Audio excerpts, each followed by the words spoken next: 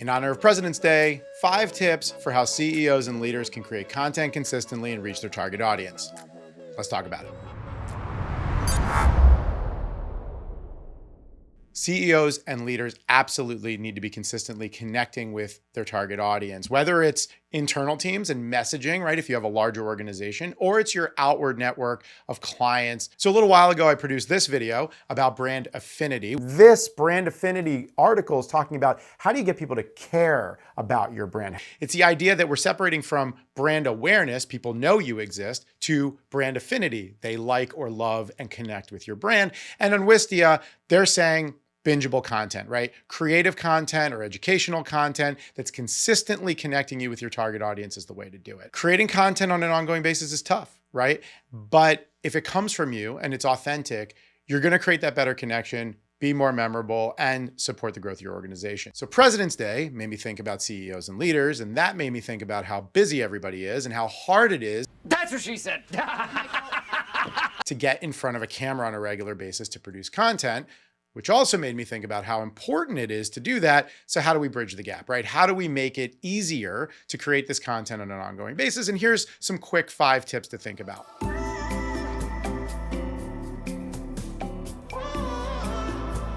First, we're gonna think about target audience and framing your content, right? One of the big struggles is you get in front of the camera, what do I say? Sometimes I'll start a sentence and I don't even know where it's going. I just hope I find it along the way. Well, if you take a minute in the beginning to think about who your target audience is and what kind of content they're gonna care about, what pain points they're suffering through and how you can solve for those, that's gonna probably help give you the North Star for what your content should generally be. For example, in our industry, video production lends itself to the technical, right? Especially in YouTube. You see so many tutorials on how to use certain cameras, reviews, unboxings on this new piece of equipment, that new piece of equipment. The reality is for VC Productions, for our company, the clients that we work with, they don't even care what cameras we're using. I don't care. I don't care. What they want to know is that we have the expertise in storytelling, in messaging, and in logistics, that we can help them achieve their goals of whatever the content is that they're trying to create. So you're not going to see me most of the time talking about the latest camera release from Canon, which probably still doesn't have all the features that I want in it.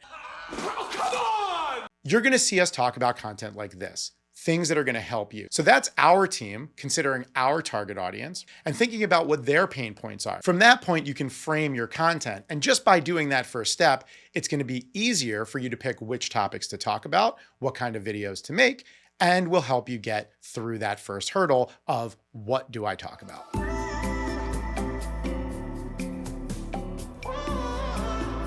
Reduce the barriers to creating content. And what do I mean by that? Well, right now I'm actually at my desk. So the camera that you're watching me on right now is the same camera that I use for every Zoom meeting. My laptop is right here. I can sit here, type up emails, have a conversation with somebody, and if I'm inspired to create content, hit record on that camera and start going. So that takes out the barrier to entry.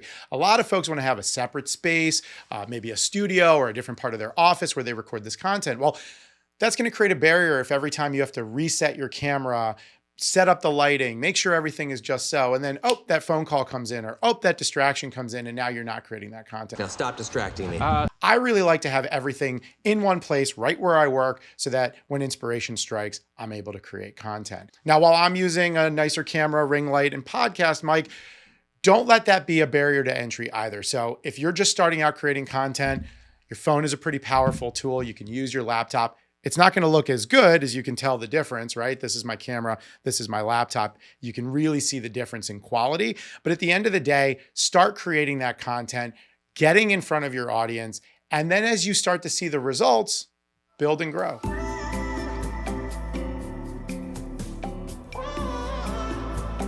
Next, streamline the editing process. Now, there's a couple ways to do this or to think about it. First, try to have no editing.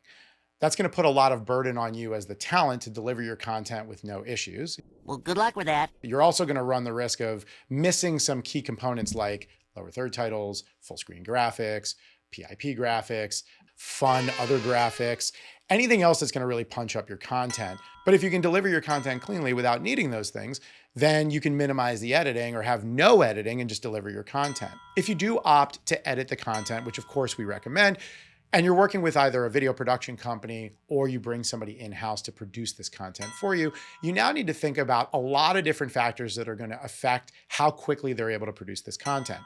For example, when we're consulting with an in-house team, we want to talk about how do you set up your project files? How do you get the content and the footage from the talent? Where are you backing it up? How are you organizing your logos and assets? What's the cadence for editing deliverables for the review process? You always ask so many questions. And all of those pieces are going to create efficiencies and allow you to produce content quicker, or they're going to have a big lag if they're not handled up front. A good example is Bash Capital. We started producing their show, The Bash, where they bring the analyst and the planner together to discuss relevant financial topics. We modeled it after PTI, which was what Matt and Scott had asked for. That required upfront graphic design and also creating a framework that was going to be scalable and easy to change as we did episode after episode in the post-production process. When we created their first episode, it probably took about 2.5 to 3 weeks between our editing cadence, getting them to approve the content, then having it pass through compliance, right? Because they're in finance and everything has to go through compliance, and then having to go back and make a couple changes there. Today, we're able to get that number from 2 to 3 weeks for an edit down to 4 days. And all of that is because of collaborating with Matt and Scott, figuring out their process, their needs, adjusting for that in the editing process, and creating a system that is efficient and works really quickly for them. So when they talk about current events, the video comes out when those events are still current.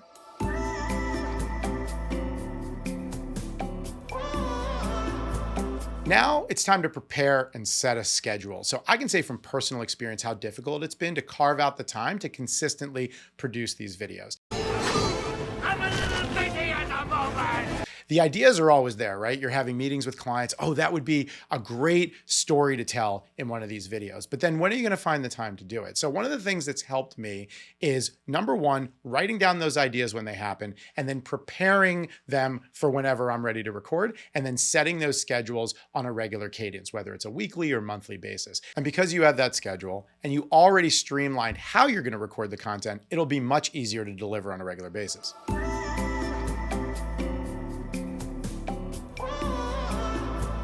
Last, think about your deliverables and also where they're going to go, because that informs the type of deliverables you should create. To use Bash as an example, every episode we create for Matt and Scott yields 10 deliverables. They get their 15-minute main show. They also get each of the 4 segments from their show broken out into roughly 1.5 to 2-minute shorts. They also get shorter shorts. I guess you could call those short shorts.